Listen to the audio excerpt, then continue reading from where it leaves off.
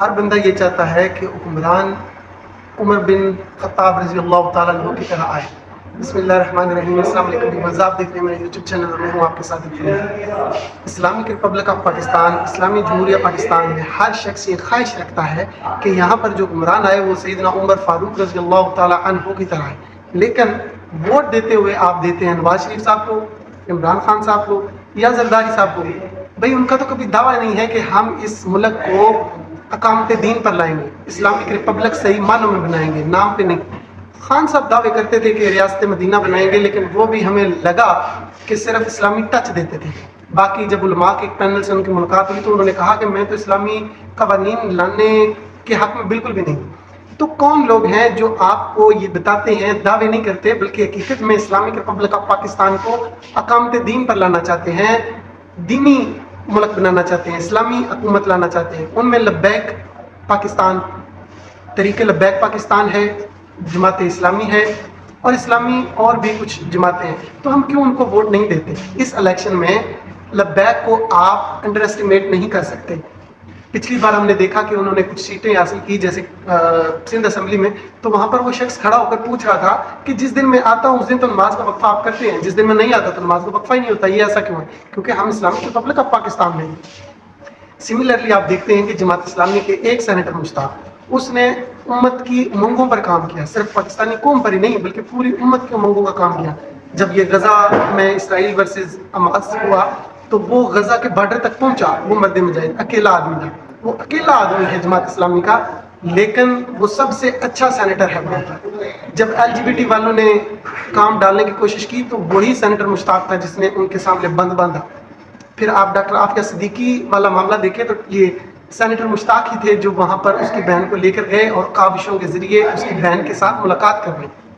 تو جماعت اسلامی ڈیزرو کرتی ہے کہ ان کو ووٹ دی جائے. اگر آپ یہ چاہتے ہیں کہ سیدنا عمر فاروق رضی اللہ تعالیٰ عنہ کی سنت پر کوئی حکمران آئے تو وہ یا تو جماعت اسلامی ہے یا پھر لبیک پاکستان ہے. تو ہم نعرے تو بڑے مارتے ہیں لیکن ووٹ کیوں نہیں ان کو دیتے، اور چاہتے بھی ہیں کہ حکمران ایسا آئے جو سیدنا عمر فاروق رضی اللہ تعالیٰ عنہ کی لیگسی لے کر آئے. آپ بابا خادم حسین رضوی صاحب کی طرز سیاست دیکھ لیں. میں یہ سمجھتا ہوں کہ ڈاکٹر اسرار رحمہ اللہ اور خادم حسین رضوی رحمہ اللہ ان کو ہمیشہ پاکستان کی تاریخ میں یاد رکھا جائے گا، کیونکہ انہوں نے اپنے اپنے مسالک کو جو ہے وہ اقامت دین کا سبق پڑھایا اور ان کو بتایا کہ نظام مصطفیٰ لانا ہے تو ہماری کامیابی. اور یہ بڑی کاوشیں ہیں ان کی، اور ان کی وجہ سے لوگ اب دیکھیں بریلوی مسلک کے بہت سارے لوگ ہیں جو لبیک پاکستان کے ساتھ کھڑے ہیں اور وہ چاہتے ہیں کہ تحریک لبیک آئے اور نظام مصطفیٰ صلی اللہ علیہ وآلہ وسلم اوپر آئے. اور دیکھیں آپ تب تک بابا خادم حسین رضوی صاحب صحیح کہتے تھے کہ جب تک آپ نظام کو مغلوب نہیں کریں گے، نظام مصطفیٰ کو اوپر نہیں لائیں گے، تخت پر نہیں لائیں گے، تب تک آپ ان کی منتیں ہی کرتے رہیں گے. کب تک ہم احتجاج کریں گے؟ جب بھی LGBT والے کو کام کریں گے، جب بھی ختم نبوت والے ڈاکہ ڈالیں گے تو ہم صرف احتجاج کی حد تک رہ جائیں گے.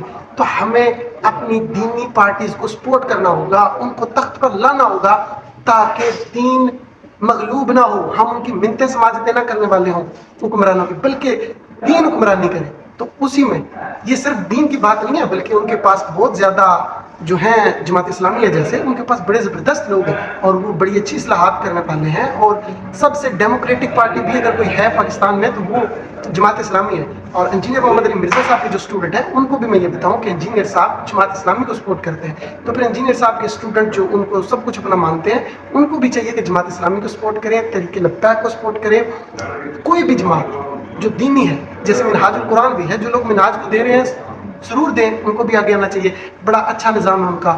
مرکزی مسلم لیگ ہے جو جماعت الدعوہ والے ہیں، وہ بھی بڑا اچھا کام کر رہے ہیں. میں سمجھتا ہوں کہ ووٹ اس پارٹی کو دینی چاہیے جو الیکشن کے علاوہ بھی سماجی پارٹی ہو، وہ سماج میں کام کرتی ہے. منہاج القرآن والے بہت اچھا کام کرتے ہیں، بچیوں کی شادیاں کروانی ہو، لوگوں کو روزگار مہیا کرنا ہو.